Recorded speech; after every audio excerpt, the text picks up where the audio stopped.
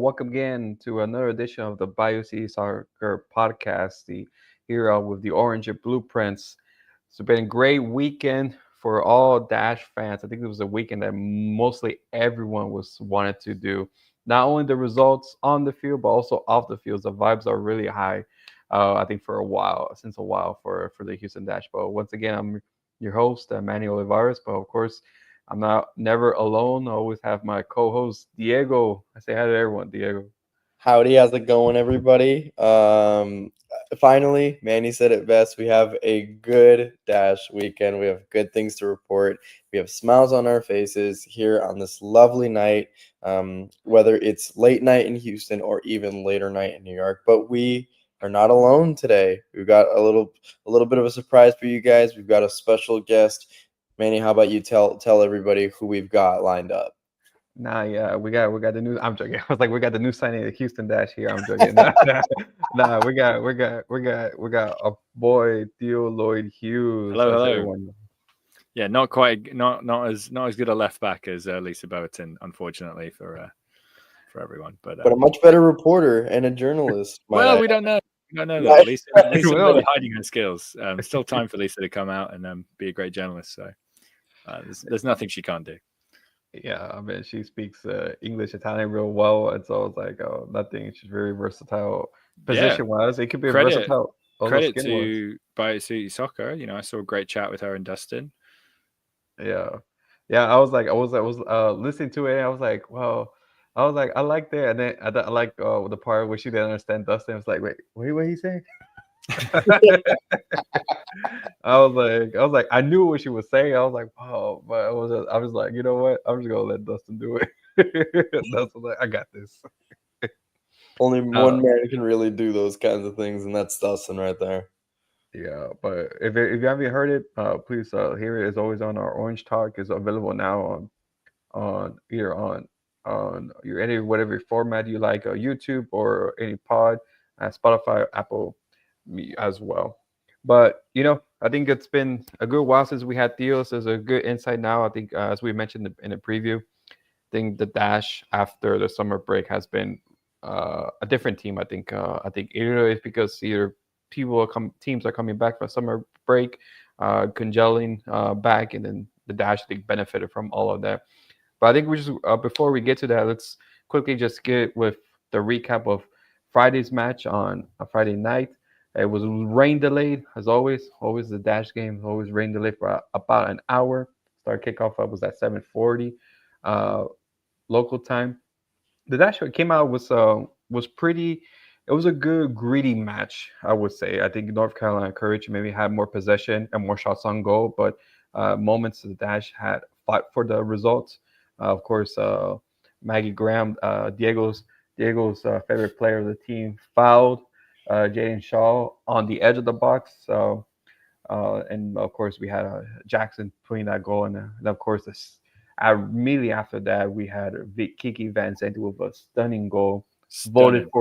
voted for NWSL Goal of the Week. It was Goal of the really- year nomination. I, That's I, gonna be I think right that up ball there. too, but It's hard to strike the ball much better than the way she did. The follow through, the technique for all the kids out there watching. Have a look at that goal and go practice. Yeah, practice your shots. And then that was her second goal in their consecutive match. But not only her, but also Sophie Schmidt, literally on the dying seconds of the game, gets the 2-1 for the Houston Dash to get her also Sophie's second goal in two consecutive matches as well as a sub as well. I think overall, let's go with Diego. Your thoughts on the game? I mean, from the Dash's first encounter with NC earlier on in the season, we kind of understood that this was going to be a greedier game. This was going to be a more physical game. This was possibly going to be a slower game, and I think we really saw that.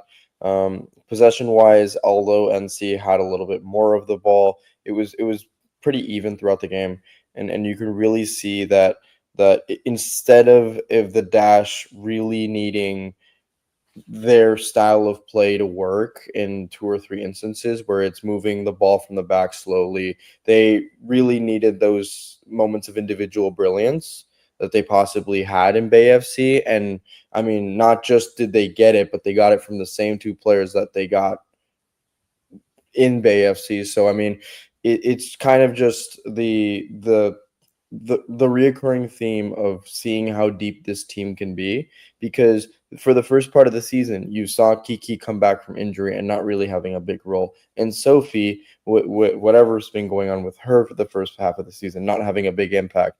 But now you see the two having back-to-back goals and really giving the Dash valuable points in this late season playoff push.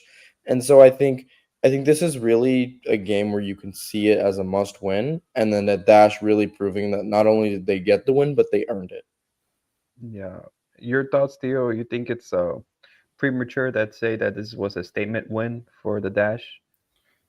I think it's premature to say it's a statement win. I think it's a good win. It's a confidence boosting win. I think they should be very proud of what they did on Friday night to get the win. But I don't think you can read too much into it in terms of, this being some sort of revolutionary performance. I think the Dash have scored 4 goals in the last 2 games from 4 shots on target. That's not sustainable to win games. Kiki Van Zanten scored an incredible goal. She's not going to do that every week. I think you could look to the way Yasmin Ryan dazzled in the box and the way she, got in really, really good wide areas and was able to cut in. And even late runners like Sophie Schmidt making a run into the box and say, hey, that is more repeatable in terms of patterns of play. And even Kiki Van Zanten's goal against BFC, I think maybe is more the patterns of play that Fabrice will want his team to do. So I think there's sparks there, there's growth there, but I would not necessarily say this win is going to change a lot. You've got a North Carolina team that had just lost their manager. We're at 6s and 7s. We're away from home. They're not a very good team away from home, although you could argue the Dash aren't a very good team at home. So, this was a game the Dash should be thinking we can go out and win, and they did, and they deserve credit for that. But I don't think it really changes that much. What I would say, though, on a more positive light, it's not a statement win, but the last time these two teams met, the Dash scored early, threw away a 1-0 lead. Sarah Puntigam gets sent off. They end up losing 2-1, and they couldn't deal with sitting on that lead. They played very poorly once they went 1-0 up, and obviously she makes a poor decision, and the subs change the game. Jaden Shaw comes off the bench and scores in that one. This time round, Courage score first, and the Dash come back 2-1. So in terms of growth, I think this is absolutely huge for the players and for Fabrice to say, hey, look, this is the second half of the season. We're going to learn lessons from the first half of the season, but let's kind of maybe go one step at a time. That like the Dash beating this Courage team at home, I don't think that's enough of a statement for me.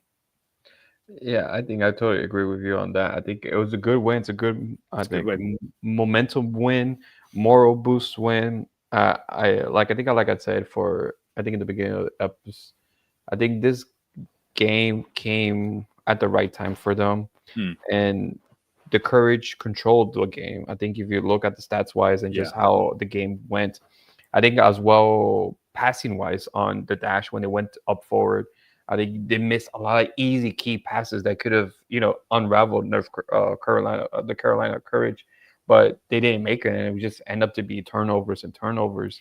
A lot of turnovers. I actually think that was probably the most disappointing thing from a Dash perspective is the way they controlled the ball wasn't as good as I think Fabrice wanted it to be.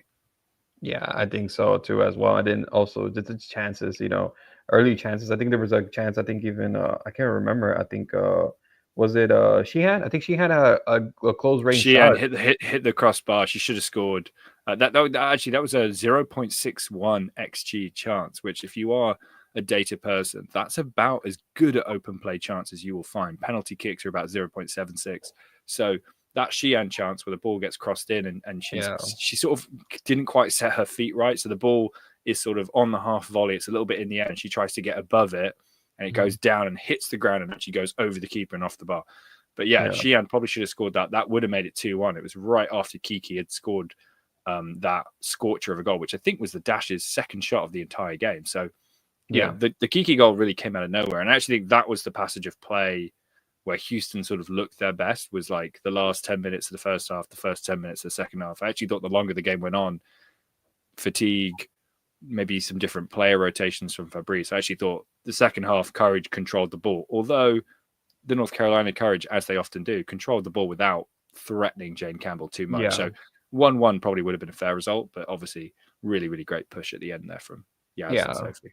I think for me, if it have tied 1-1, I think I was happy with the result. I think Yeah. just because of how the game went and the chances, I think it just was. I think that was just. And then of course, stealing the game, of course, of any fan or anyone you enjoy the game, seeing someone to steal the game from that result, I think it will be great, even for a team that Dash that needs the points. But I think my question to Diego, I just want to hear from you. You think the Dash are I would say benefiting from the I think from the break in the summer, that everyone is a reset, that everyone's trying to find their groove again, that Dash are taking advantage to get these points. It's 4 points. If you think about it from the last two games, I think more than that. I think it's been a while since. Oh, I think the stats is April since their last home win. You think the Dash are benefiting from this break more than all the teams at NWSL, Diego? I think this is something that I'm gonna lean more towards like a Theo opinion, where it's like it's way too early to tell. I feel like we're getting to a point into the season where we can't really afford to lose points when we can get them easily. I think you made a great point, Theo, with like the mentality of this game being this is a game you should at least realistically get 3 points. Mm-hmm. But I feel like answering the question of is this a like a turning point for the Dash, and it's because of the summer break. I think I need to see them get truly tested against stronger opponents. And I mean, we have Gotham this weekend. I will be at that game, so it's like get getting to see those kinds of performances will really get me to know, okay, is this the same Dash team with a little bit of improvement with finishing touch or individual brilliance or creativity, or is this just first three games are just extremely lucky chances, but yet the finer details haven't been, fixed or corrected. I would give us like 2 or 3 games until like saying yes, the break benefited us, or no, the break didn't help us at all. But I If I, think go ahead, go right ahead. I was just going to say, and to your point, like if they do go to New York or New Jersey and beat Gotham, Gotham are in 8th right now, so the final playoff spot. That'll make the gap between the Dash and the playoff spots go from 5 to 2 points in one game. That's a statement.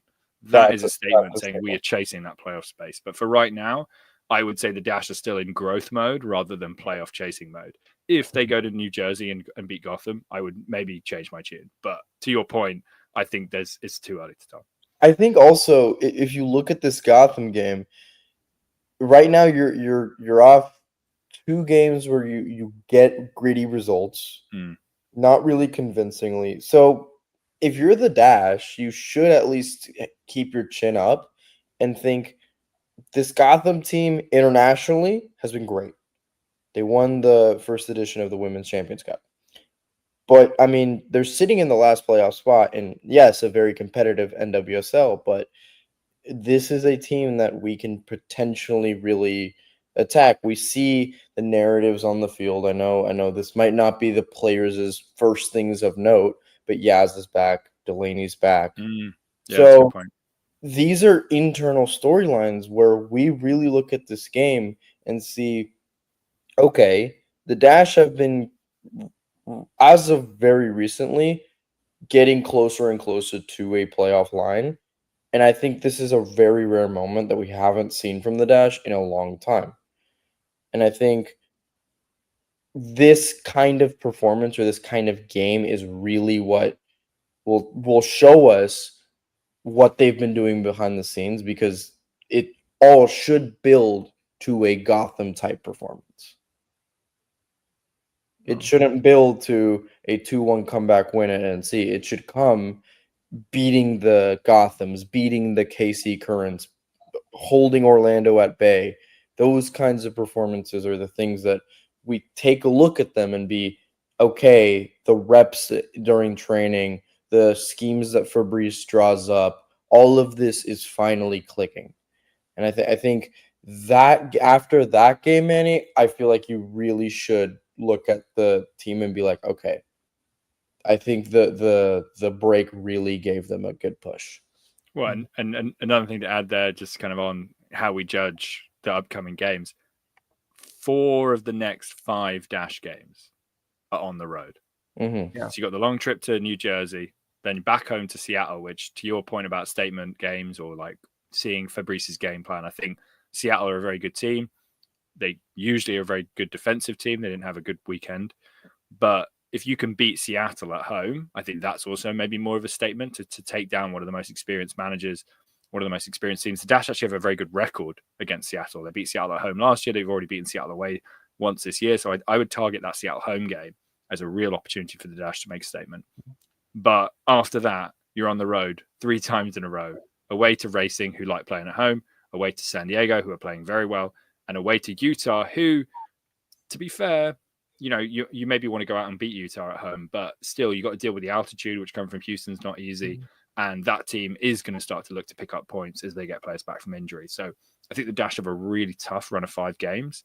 And kind of, if they can build momentum, it's got to start in New Jersey. And like I said, weakening that playoff line, which, if I'm putting my most kind of sincere hat on, I don't think the Dash should be really worrying about the playoff line. I think growth in other ways is more important. And like, I think the fans, the club can be happy for growth in other departments than just the playoff line.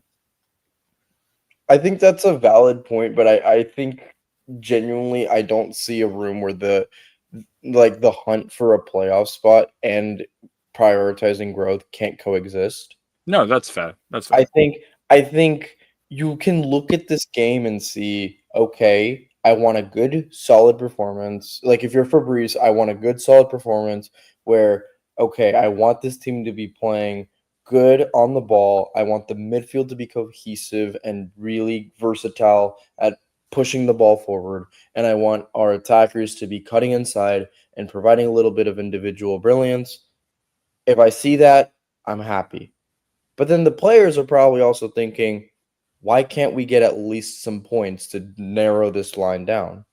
I talked to Evelina earlier today, and I asked her just, what do you think has shifted between, being in a position where you're leading and then blowing opportunities to get points versus now where you're kind of like on the late start and you're picking up those valuable points. And she said the NWSL is really a league where anything can happen.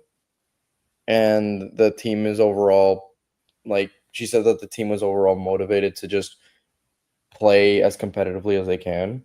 So I think, yes, a growth mindset is probably what's going to be prioritized. But I think that this is a competitive enough team to at least give it a shot. Yeah, I would just go back to last year, bottom of the table, 12 points off the playoff line. And if they can finish 9th, 10th, 3-4 points off the 5, they're 5 points off the playoff line right now. I think that, again, that's growth for me. That's you've shortened the gap by more than half, which I think baby steps here. But for sure, these are elite athletes. They should be going out and targeting higher. I'm kind of putting a cynical hat on and thinking, we all sat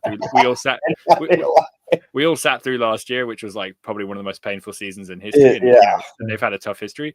So I think when you look at last year, I'm just kind of like always saying like, all right, everyone, this can be a bigger build, Yeah, I agree, but it's also maybe because I define maybe a playoff chase a little more vaguely, in the fact that if we do finish 9th or 10th, 3 or 4 points, I think that qualifies as we have challenged for a playoff spot.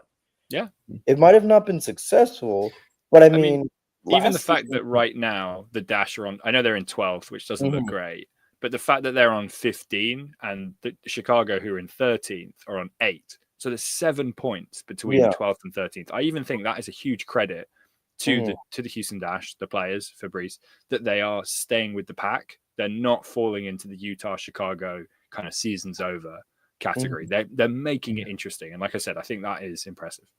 Oh, 100%. I 100% agree with you. And we'll talk about like all the additions and everything later on in the podcast. But I think from the time being, I'm just happy to have some semblance of optimism. Yeah. Because I think last season, you mentioned it perfectly. I don't think at any point in the season we could say playoffs. or direction. Like Yeah, that's what I mean. It's like it was not even was playoffs kind of off the table. Like the club, the top level, the ownership in the front office didn't have direction. And I Hmm. think at least now, even with Angela making mid-season signings, right? Like yeah, even that just feels like okay, there's a build, there's an end goal that we're bringing people in. It's yeah. like I think that does change the mood. I, I think if you like, I think when we start talking about this, what comes to mind is Orlando Pride. When Seb Hines came Yeah. in, the first 2 years were like atrocious. And then Yeah, I would say like the first year and a bit. I think if you watch the end of 23, I actually think that's when you start to yeah, see it it started to click. click. It started to Yeah, click kind of this point, almost like the last 8, 6, 7, 8 games of that season. But yeah, the yeah, first year and a half were tough. yeah, we're terrible. So I was like, I think the dash are maybe quicker because now we have a, like you said, an experienced president of soccer, Angela, who comes in, did an amazing job at Angel City, and coming in and having that restructure along with a coach that she brings in, that she has full confidence that can bring this idea. And of course, not just only that, the dash has done a lot uh in the staff in the office, in scouting department, technical support for the players. So Yeah. they're Yeah. making a Makes a huge big impact. difference.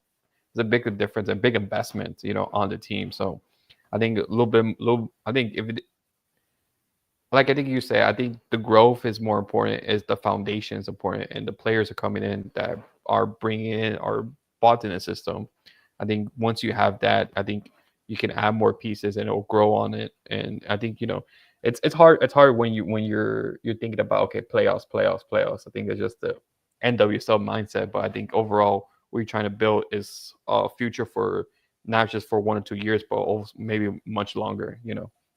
Yeah, I So just want to add to that.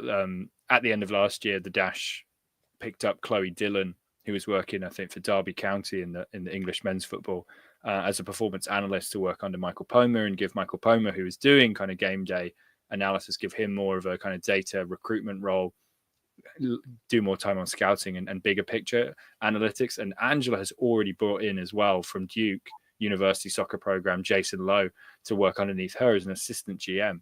So I think even those mini hires, to your point, that like fans don't always hear about, they are yeah. helping the staff. They're helping kind of a chase of excellence. And I think you didn't see those kind of auxiliary supplemental hires under the past regime or in the last few years. I have a Yeah. smile just because I heard Jason Lowe's name this morning when I worked Fordham women's soccer, because we're gonna be going to that game, and the coach was like, "Hey, you're from Houston. Do you know Jason Lowe?" And I was like, "That name rings a bell." But it just made me smile. It's off topic, but it just made me No, smile. it's on topic. Yeah, I mean, It made me smile that you gave him his flowers. I think, I mean, Yeah. look, he's only been there a few months. Like, I'm not necessarily giving him all the flowers, but I'm saying the Yeah. fact that he's there and he can help Angela, like, and everyone I speak to speaks very highly of Jason. I don't know him personally, but I think it's a good sign that the club is Yeah. trying to give Oh, people more. 100%. You know what I mean?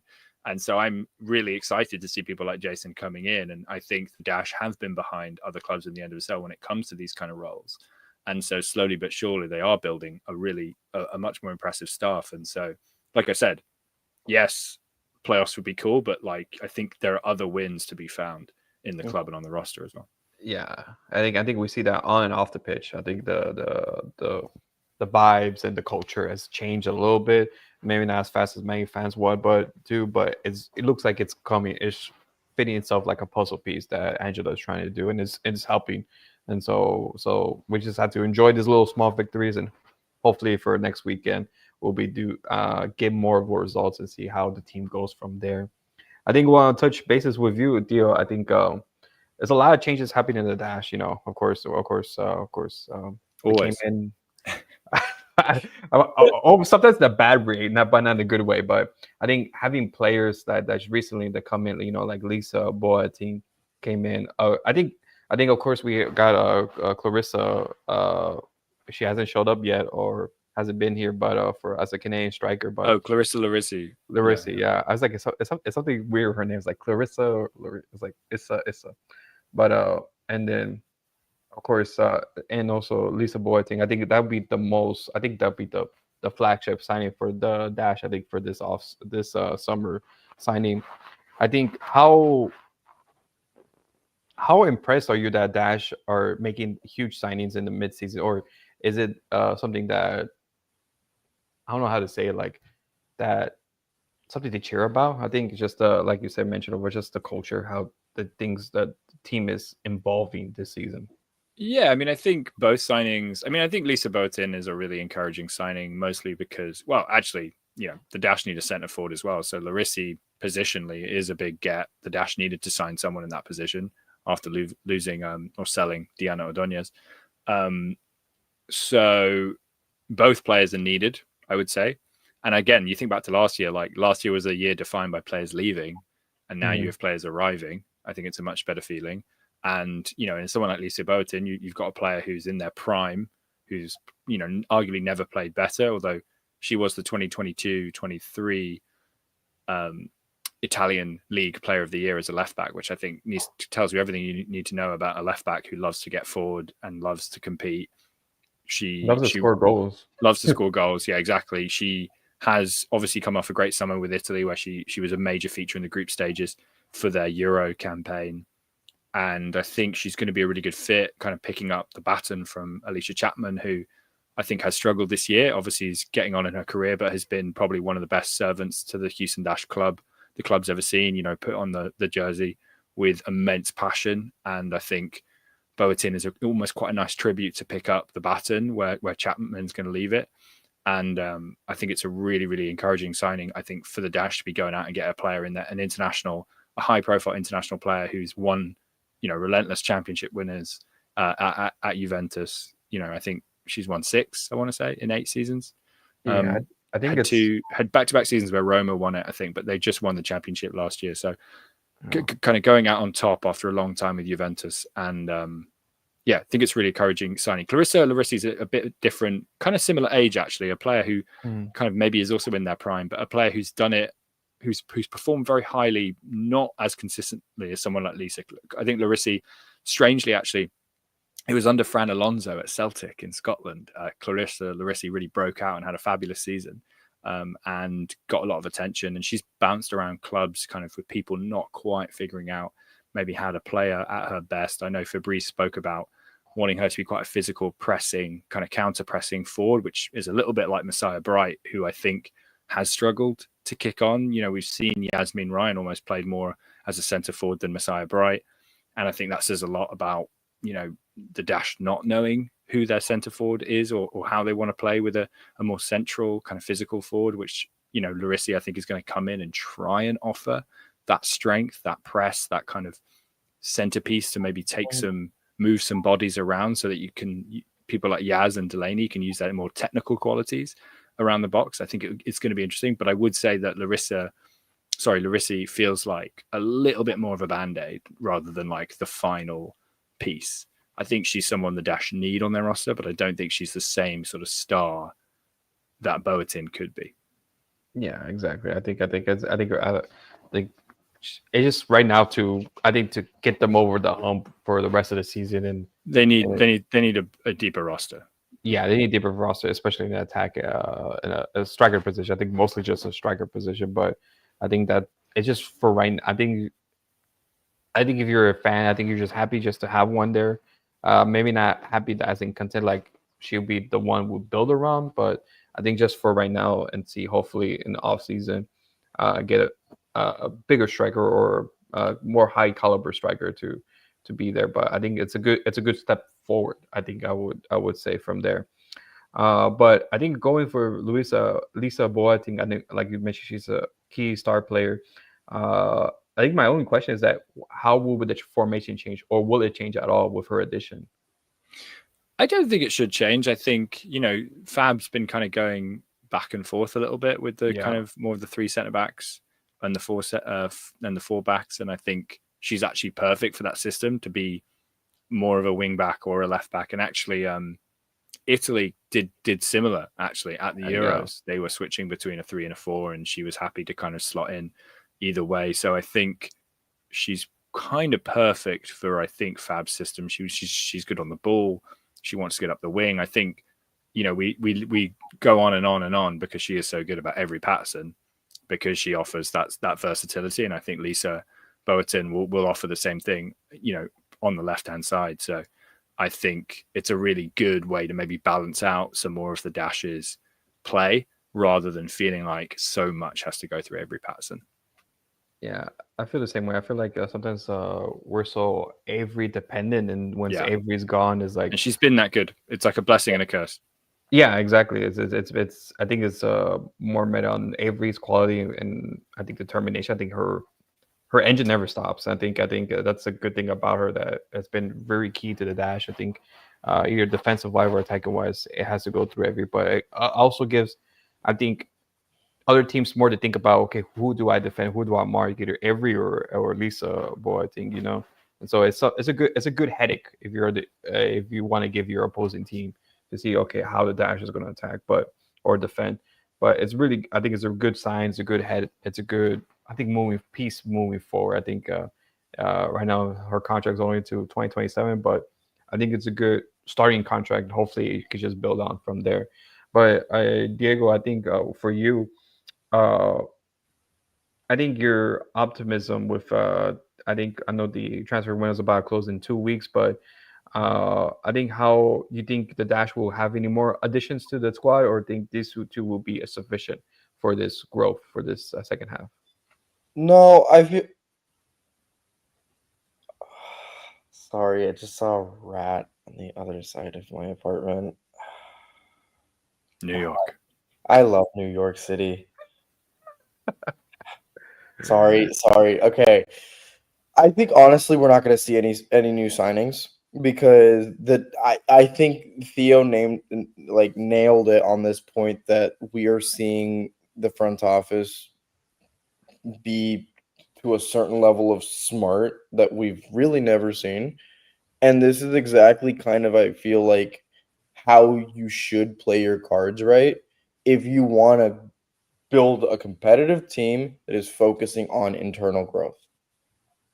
You add talent and you patch the problems that you have. That way, you give yourself more time to fix them in the future.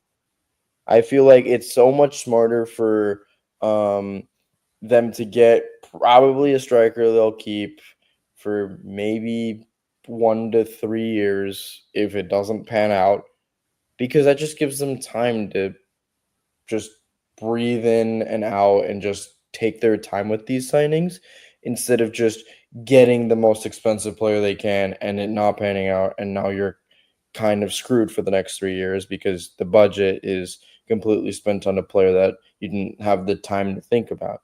I think a player like Lisa Boateng, I think we talked plenty about how good she is. I think she's also going to really make Avery into a better player because with the amount of experience that she has on so many different of the highest levels, I think that is just nothing but good for Avery to become a better, more experienced player as she gets into her prime because of how young she is. Um, so I don't expect to see like anything other than like maybe a signing that we make for like a college player that gets picked up. But like that's about it. I would like to see maybe another midfielder. Maybe if we can pick up like an experienced midfielder that can, provide a little more depth. But besides that, I don't think it's an urgent need. So I would say like I'm pretty happy with this transfer window. Yeah, I think it's a good transfer window. I think overall, if it ends like this, I'm okay with it. I think it's been good solidation. I think my question to you, Theo, I think before it's been a while since we talked about the goalkeeper situation.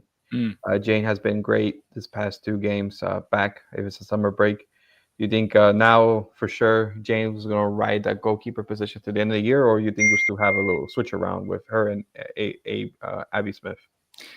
Yeah, I mean, I think I said on the podcast before maybe that I was surprised to see the switch around in the first place. Like, I think it was an interesting move from Fab in terms of coming into a club and putting his stamp on it, right? Because we just haven't seen Jane lose her place. That's just like not something that happens at the Houston Dash.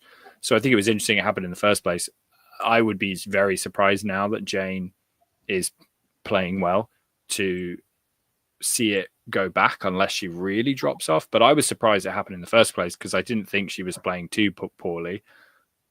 And I think, yeah, as the captain, as the longest tenured player, it seems really surprising to see that her lose her place again. I think now they're building steam, they're building relationships, and maybe in some ways it made a more competitive environment in the club across the board to see the captain get benched, right? That shows that no one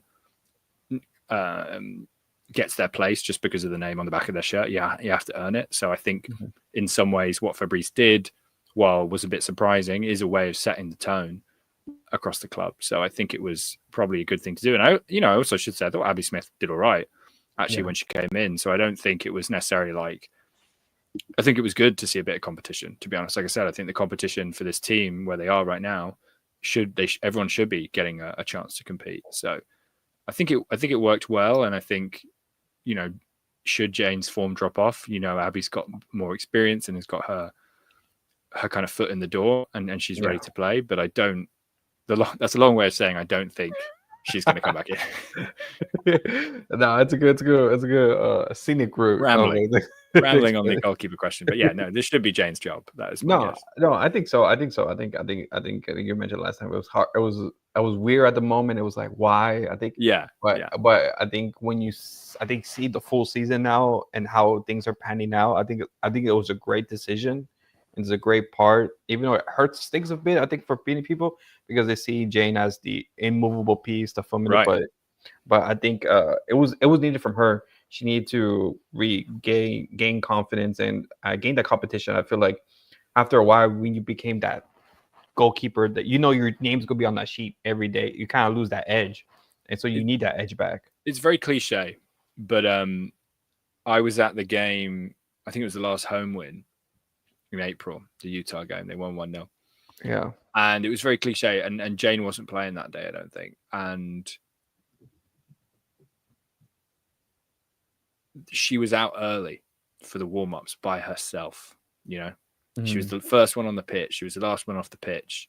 You could see how hard she was working. And I know people around the club were saying she was like the first one in the training center at Houston Sports Park, 7 at 6 a.m. I think there was something about kind of Jane getting a bit of fire back in her belly. And she hasn't really spoken to that. So maybe it's a bit speculative to say. But I do think there is something about, treating every player the same or kind of having a healthy competition at a club, which can be good.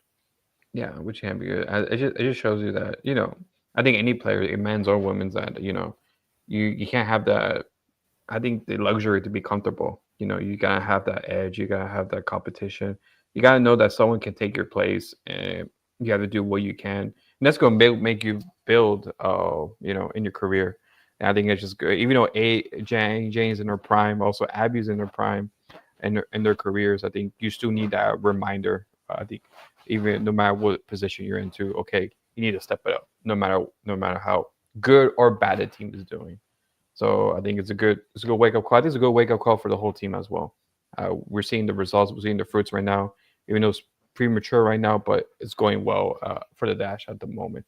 So it's a good idea. But now I think I'm trying to collect my thoughts. Okay, even though it's premature, how this weekend's game is going to turn out.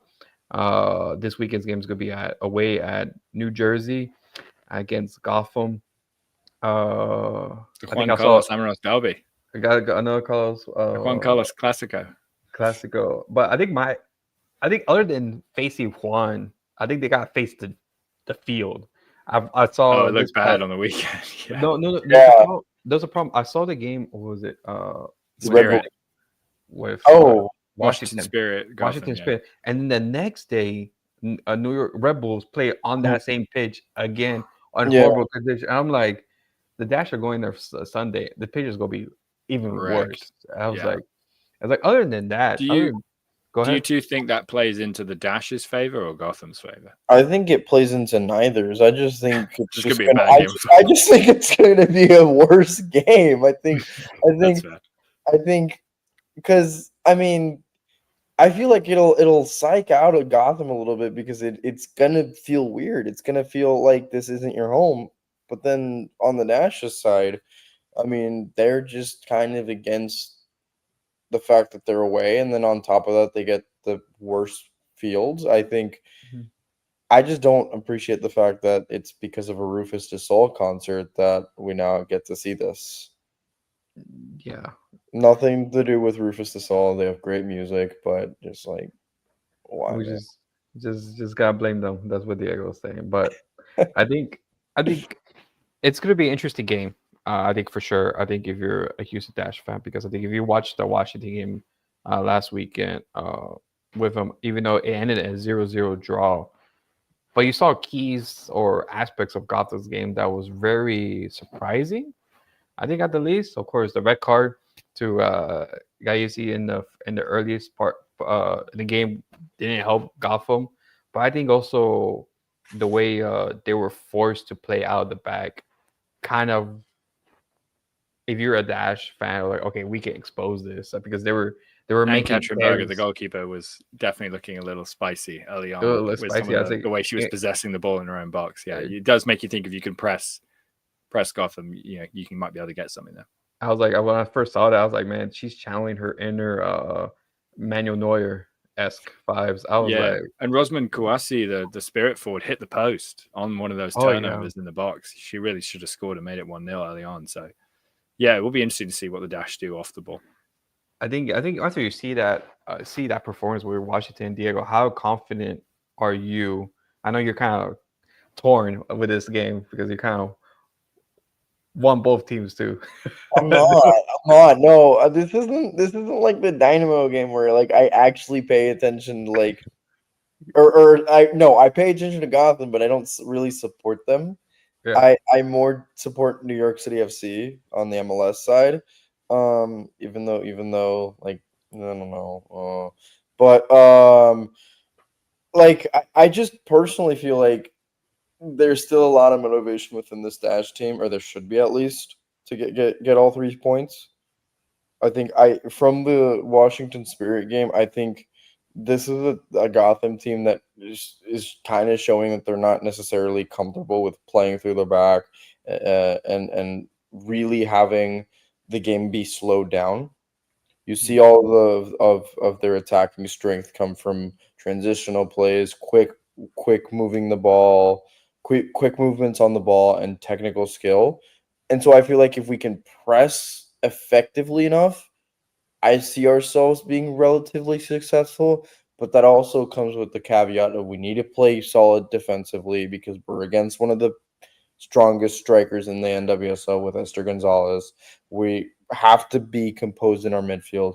So I don't think it's necessarily just a press and we get 3 points, but I think that there is a solid game plan there that can lead us to getting better chances on goal. And for you, Theo, I think what would be the key for the Houston Dash to at least to get a result away from Gotham? Gotham are a very, very good defensive team, and Juan is not afraid to kind of take away what other teams do well, and he's very good at counter pressing and smothering opponents. So what I would say is don't. I know it sounds easy when I say it into a microphone. I'm not an elite athlete. I'm not a player, but don't concede that early goal. Don't make that error. Mhm. Take care of the ball. Don't go 1-0 down because Gotham will be very, very quick to smother you. And at 1-0 up, are very, very good at shutting it down, especially when they score in the first half. So I would say that if you can get to 0-0 at halftime or, 1-0 lead at halftime, make Gotham have to get out of their shell, make Gotham uncomfortable.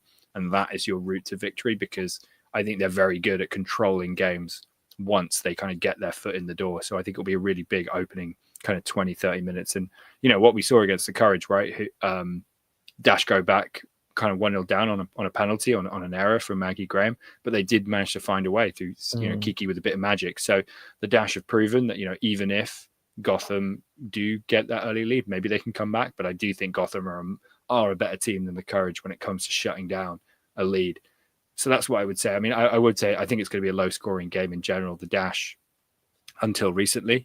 4 goals in the last 2 games, haven't been the biggest scorers in this league, and Gotham are a low scoring team.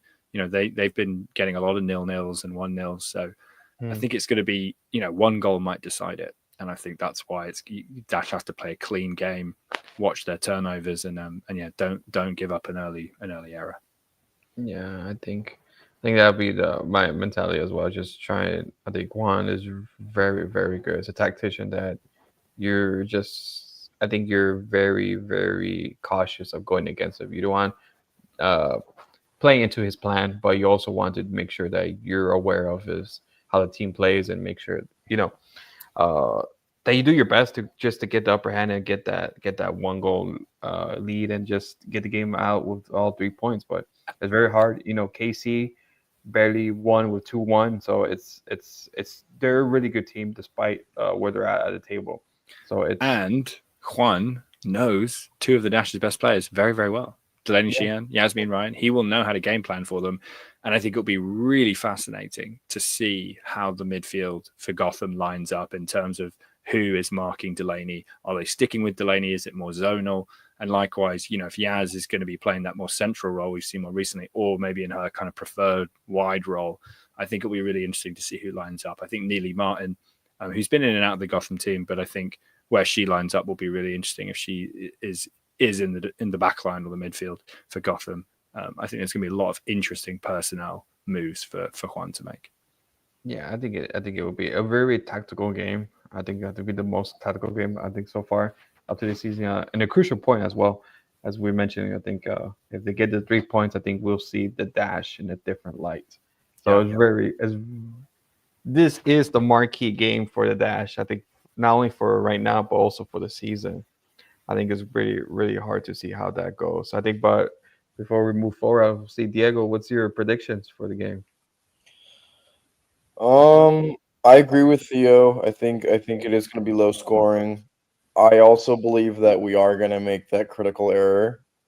That I don't think.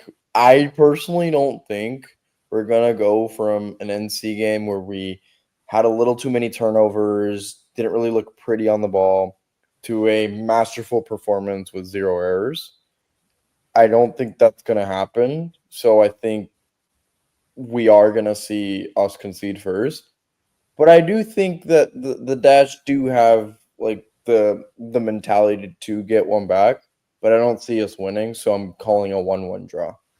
Hey, that's a good result, and that would be the third. That would be the third comeback result in a row. They came back against Bay, they came back against Courage, so maybe they're building that identity. Comeback Kings, Comeback Queens. Queens. There you go. Yeah. But Theo, what about your prediction for this result? I like Diego's prediction. I think that would be a cool game to watch, and I do think we are seeing the Dash have that fight and that ability to kind of pick themselves up. I might go for a 0-0, which is maybe a slightly more boring, but I do have faith in the Dash to go to New Jersey and get something. But I think Gotham have been struggling to score goals and aren't looking at creative. I think Esther is maybe coming back from the Euros, looking a little bit tired. And I can see the Dash going to New Jersey and kind of holding their own. I actually think one of the worst games of the season this year was when Gotham came to Houston very early on. Oh yeah, in the league. I think it was the third game of the season.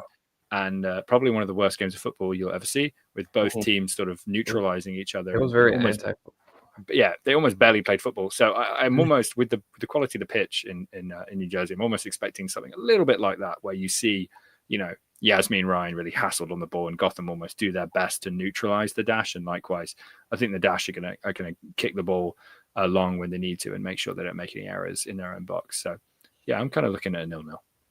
Yeah, I think it's hard for me.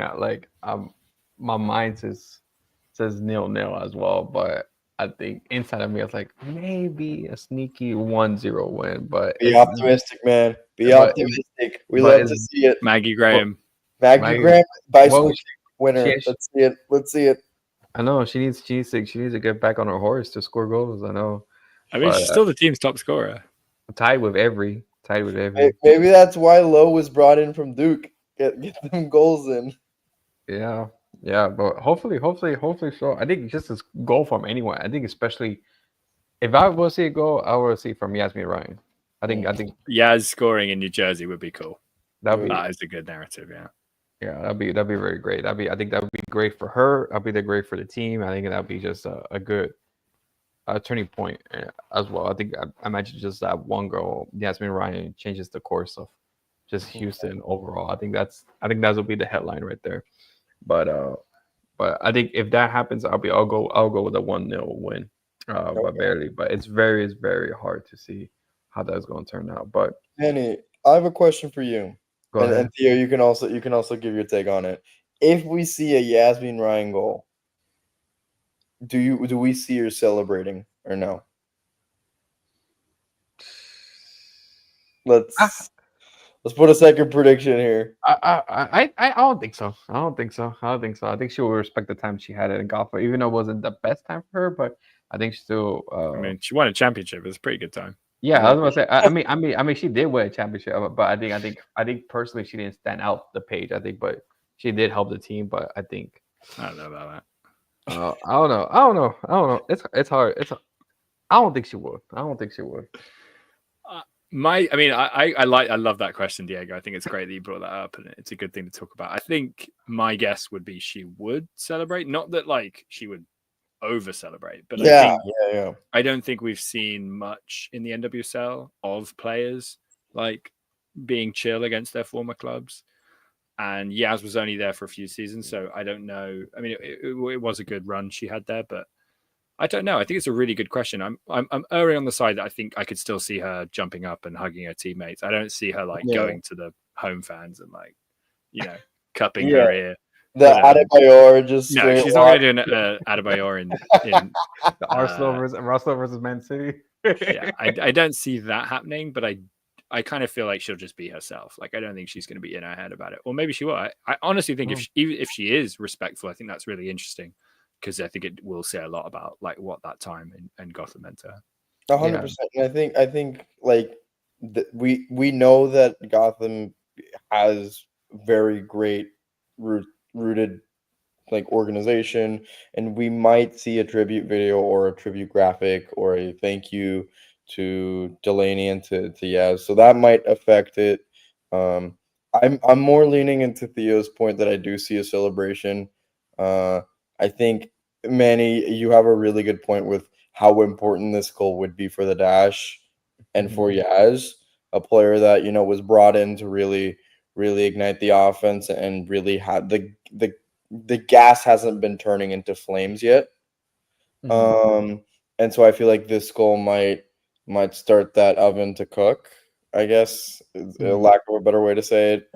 Like a lot of gas cooking metaphors. Yeah, a lot of gas cooking metaphors, maybe because I'm hungry and I want some dinner. But it's 11 p.m. in New York. Yeah, I mean, he's a college boy. They always eat late. Yeah. Can I take Diego's question and move it to Manny on something else, which is that Manny, were you surprised? This is a few weeks ago now, that Maria Sanchez celebrated when that's a good she scored against Houston? Nah, not really. Not really. Okay. I think because I think with the whole contract situation kind of brought it up in light how frustrated she was here. You know, in the Dash, that it only took her to be here to be offered that large sum of money to have her stay, and overall it didn't change how she felt about the ambitions of the club. Well, I think justifiably it was justified that how she didn't like how things were running, and fair enough. It was fair enough for her, and I think she had a lot fallout with the front office, a lot of fallout with teammates and everything. So I never not with teammates. I think fallout with the performances. Not with the teammates itself. I think she has really strong relationships with Dan Ordonez, Michelle Lozzi, as they're reunited. Well, I was going to say that ended up being her last game in the NWSL when she scored that header against Houston. I know. So it's kind of funny it ended up like that. But yeah, when that goal went in, I actually thought it was quite funny because I thought they were probably in Houston at Shell. I thought there were probably fans of Maria who were like celebrating as well. Right. I actually thought there was like kind of some people who were like Maria Sanchez fans first and foremost who were kind of like, yay. Yeah, So there's still a lot of Maria Sanchez yeah, there's fans. some real Yeah, reviews, and good for them. So yeah, I mean, it's good for no, but them. yeah, it was a good question, Diego. It got me thinking about that. No, great spin. Yeah, I was equally as unsurprised to see her celebrate. I think the time she spent with the Dash was unforgettable in the worst way possible Hmm. because it was just like burned into your retinas. Yeah, And I think like I'm glad that she's able to find success elsewhere and now hopefully with a new stint at Tigres, but like this is I feel like yeah, this is a more likely one for her to just be a little over celebrated, if that makes sense. yeah. I think when she first came in with all the things she happened in Tigres, I think you saw a player like.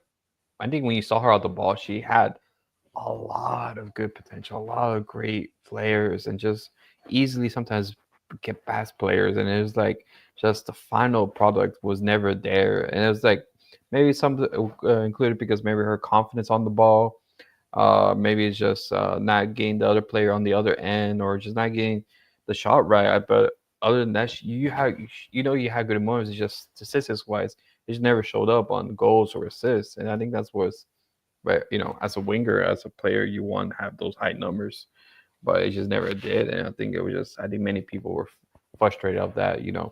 She's not scoring every game. And she's still on the high wages in the club. So I think just it was just didn't went well. Her or Diana Ordonez. So it was really interesting how that tournament events came up.